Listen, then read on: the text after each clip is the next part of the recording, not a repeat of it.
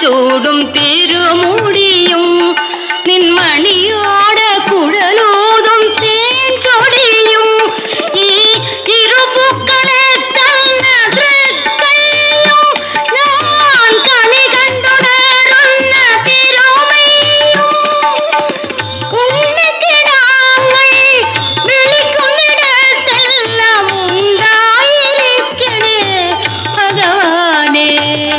സന്താന ഗോപാല കൃഷ്ണ കൃഷ്ണ എന്നും തൊഴുന്നേൻ നിൻ ശ്രീപാദം.